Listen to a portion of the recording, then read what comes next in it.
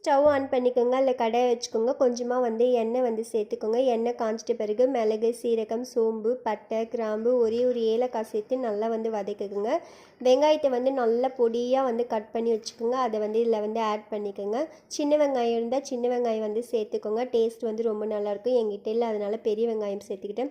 காஞ்ச மிளகாயில் உள்ள விதைகளெல்லாம் வந்து எடுத்துகிட்டு அதில் 10லேருந்து 15 காஞ்ச மிளகாய் வந்து சேர்த்துக்கோங்க. இந்த கறியோட காரமே வந்து இந்த மிளகாலேருந்து தான் வரப்போகுது. அதனால் இந்த மாதிரி வந்து சேர்த்துக்கோங்க. ஒரு ஸ்பூன் இஞ்சி பூண்டு பேஸ்ட் வந்து சேர்த்துக்கோங்க. கூடவே உப்பு சேர்த்து நல்லா வந்து வதக்கிக்கோங்க. கழுவி வச்சுருக்க சிக்கனை வந்து இதில் ஆட் பண்ணி நல்லா வந்து சிம்லேயே வந்து வேக வைங்க.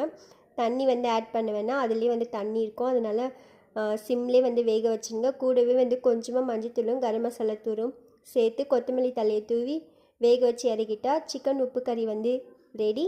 ட்ரை பண்ணி பாருங்கள், நல்லாயிருக்கும். Thank you so much.